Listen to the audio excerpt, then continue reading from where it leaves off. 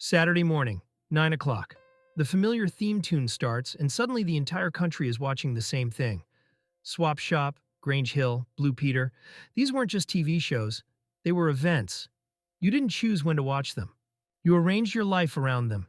If you missed an episode, that was it. No catch up, no rewind, just gone. British TV in the 70s, 80s, and 90s had a power that's hard to explain today. It shaped childhoods. It brought families together. And it created memories that lasted a lifetime. If you enjoy rediscovering the Britain we grew up in, make sure to like this video and subscribe.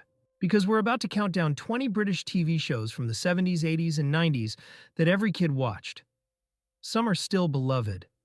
Others are almost forgotten. But all of them defined what it meant to grow up in Britain. Let's start with number 20.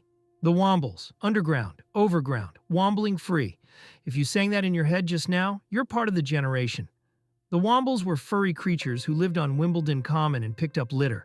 It sounds bizarre, but it was brilliant. The show taught kids about recycling before recycling was cool. And the characters, Great Uncle Bulgaria, Orinoco, Tobermory, were unforgettable. The Wombles aired from the early 70s through to the 90s. It was gentle, charming, and quintessentially British. And that theme tune? It's burned into your brain forever. Fingerbobs, Paper Scissors, Rock, and Finger Mouse. Fingerbobs was a surreal, low-budget masterpiece. One man, Yaffe, would use his fingers to create characters. Finger Mouse was the star, a tiny mouse made from fingers and a bit of fabric. It was simple, it was weird, and it was mesmerizing. Kids in the 70s and early 80s loved it. There was something magical about watching someone create a world from almost nothing. Fingerbobs only ran for a few years, but its impact lasted decades.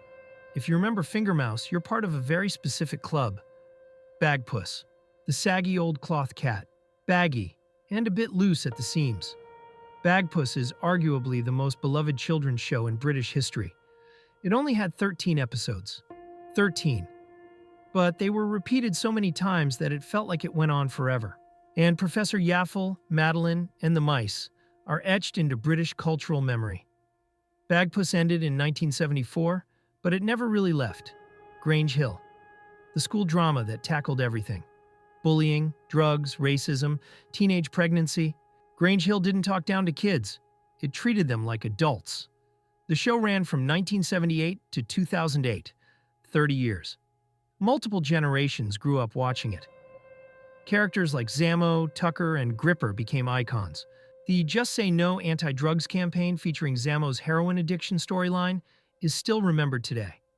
Grange Hill was gritty, real, and often uncomfortable, but it was essential viewing. And that theme tune? Iconic. Blue Peter, the longest-running children's TV show in the world.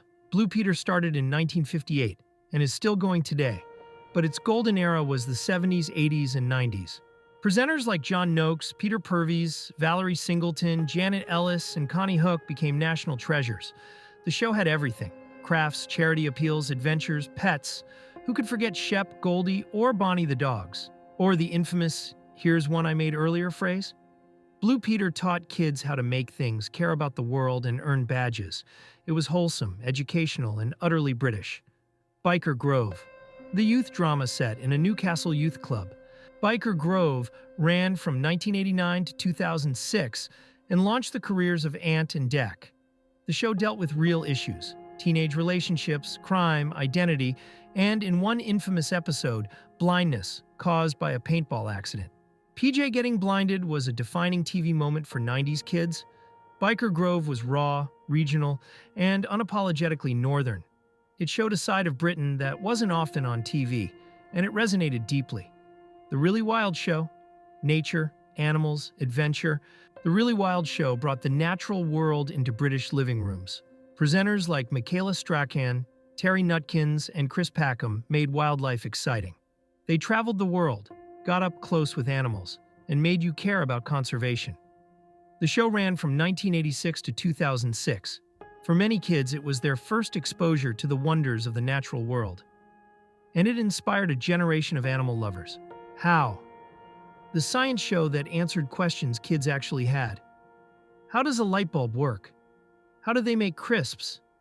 How does a plane fly? The show ran from 1966 to 1981, and it was endlessly fascinating. Presenters Jack Hargreaves, John Miller, Fred Dynanage, and Bunty James explained complex ideas in simple, engaging ways. It was educational TV done right. No flashy gimmicks, just curiosity and clarity. Cracker Jack. Friday means Cracker Jack, the ultimate Friday afternoon variety show. Games, sketches, music, and the famous Cracker Jack pencil. If you won, you got a cabbage. If you lost, you got a Cracker Jack pencil.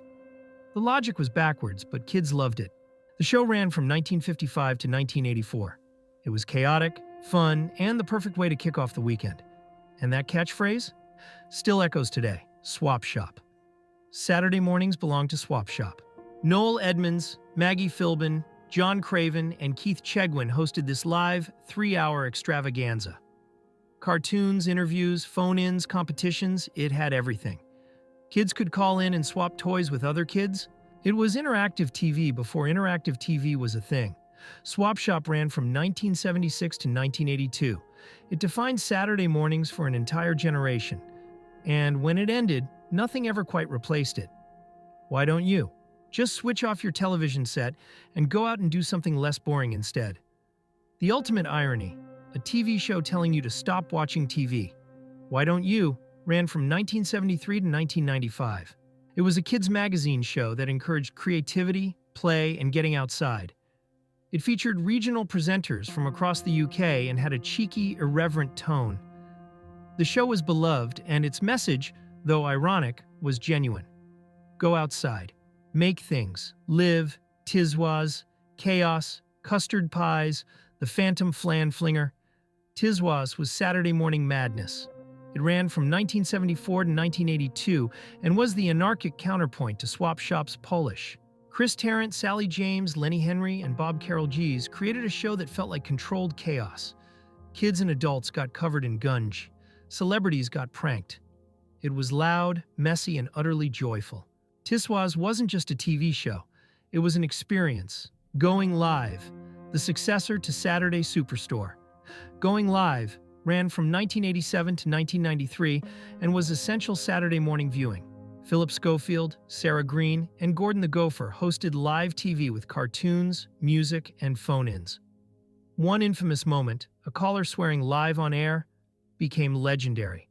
Going Live had energy, spontaneity, and a sense of anything could happen. It was the last great Saturday morning show. Art Attack, Neil Buchanan, PVA Glue, Big Art. Art Attack ran from 1990 to 2007 and inspired millions of kids to get creative. Neil made art accessible. He used household items, toilet rolls, cardboard, paint, and turned them into something amazing. The Big Art segments, where he'd create massive artworks from unusual materials, were mind-blowing. Art Attack proved you didn't need expensive supplies to be an artist. You just needed imagination. The Demon Headmaster. Sinister. Hypnotic. Terrifying. The Demon Headmaster ran from 1996 to 1998 and was genuinely scary. A headmaster with hypnotic powers controlled an entire school. Kids wore uniforms, obeyed without question, and chanted in unison. It was dystopian children's TV at its best.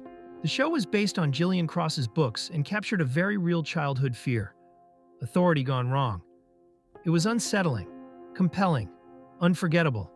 Knightmare, dungeon, quest, adventure. Knightmare was the ultimate fantasy game show. It ran from 1987 to 1994. A blindfolded contestant, guided by their team, navigated a computer-generated dungeon. They faced riddles, traps, and terrifying characters like Treguard and Mogdred. Very few teams ever won. Most lost a life. Knightmare was difficult, atmospheric, and absolutely captivating. It was like watching someone play a video game before video games were mainstream. Press Gang, the teen drama set in a school newspaper office. Press Gang ran from 1989 to 1993 and was smarter than most adult dramas. Written by Stephen Moffat, it featured sharp dialogue, complex characters, and genuine emotional depth. The chemistry between Linda Day and Spike Thompson was iconic. Chucklevision ran from 1987 to 2009, 22 years. The humor was simple, physical, and endlessly repeatable. Kids loved it. Parents tolerated it, and somehow it became a cultural phenomenon. The "to me, to you" catchphrase is still quoted today. Chucklevision was silly, innocent, and joyful. The Biz, the show about a performing arts school. The Biz ran from 1994 to 1996 and was pure 90s. Drama, dance, music, and teenage angst. It launched the career of several British actors and musicians. The show wasn't groundbreaking, but it was fun, energetic, and aspirational. For kids who dreamed of performing, The Biz was everything. These shows weren't just entertainment. They were the shared experience of a generation. Everyone watched them. Everyone talked about them. Everyone remembered them. There was no Netflix, no streaming, no choice. You watched what was on, and what was on was brilliant. So tell us, which show do you remember most? Which theme tune can you still sing? Which moment is burned into your memory? Drop your answer in the comments. Share this video with anyone who grew up glued to the telly, and subscribe for more journeys into the Britain we grew up in. Because some shows never leave you, even when the credits roll.